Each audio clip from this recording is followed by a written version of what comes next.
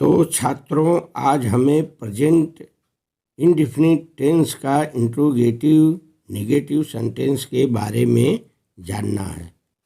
तो सर्वप्रथम इसकी पहचान कर लें। तो पहचान के लिए छात्रों सब इंट्रोगेटिव की ही तरह है, जो मैंने अभी पीछे पढ़ाया है इंट्रोगेटिव सेंटेंस, उसी की तरह सेम है। केवल इसमें वाक्य के बीच में नहीं शब्द पाया जाता है। ठीक है, जैसे उदाहरण 2-4 ठो देख लीजिए। क्या रमेश स्कूल नहीं जाता है? Does Ramesh not go to school? क्या तुम किताब नहीं लिखते हो? Do you not write a book? वह आम क्यों नहीं खाता है? Why does he not eat mango? वे आपके पास क्यों नहीं आते हैं? Why do they not come to you? ऐसा करके आता है। ठीक है, केवल इसमें वाक्य के बीच में नहीं शब्द लगा हुआ है, बाकी सब सेम प्रेजेंट इंडेफिनिट टेंस के इंट्रोगेटिव की ही तरह है। तो पहचान तो आपने कर लिया, उदाहरण से भी आप भली भांति समझ गए। तो आइए हिंदी से अंग्रेजी बनाने की नियम को समझें।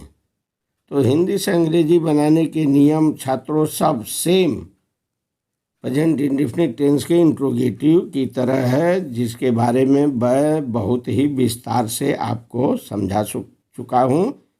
इसको आप भली भांति देख लीजिए।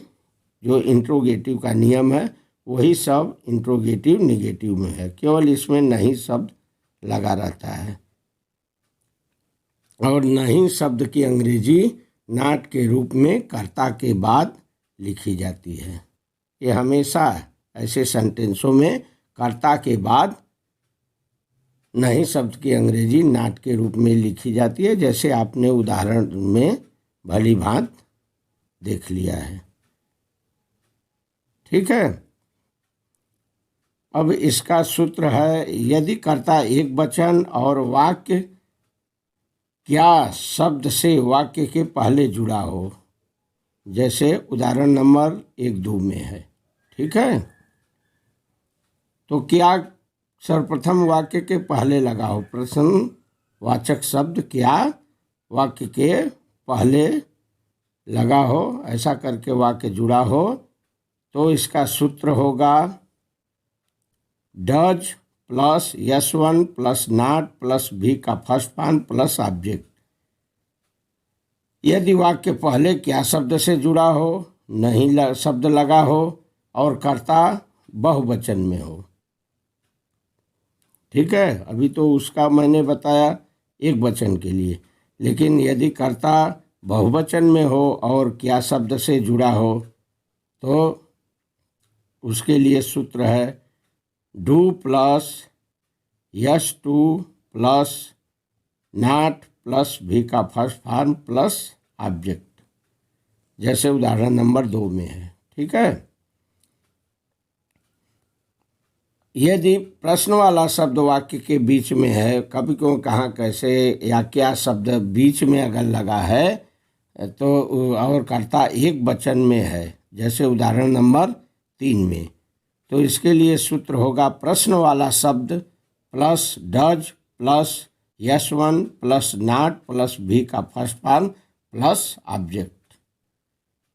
ठीक है, यदि प्रश्न वाला शब्द कब क्यों कहाँ कैसे क्या वाक्य के बीच में हो और नहीं शब्द से वाक्य जुड़ा हो तथा कर्ता बहुवचन में हो, तो इसके लिए सूत्र होगा, जैसे उदाहरण नंबर 4 में आप देख सकते हैं। तो इसका सूत्र होगा प्रश्न वाला शब्द plus do plus S2 plus not plus भी का फर्स्ट फॉर्म प्लस ऑब्जेक्ट। तो इस तरह से प्रेजेंट इंडेफिनिट के चारों भाग का पहचान, नियम, उदाहरण और सूत्र को हमने भली भांति आपको समझा दिया, बता दिया, पढ़ा दिया।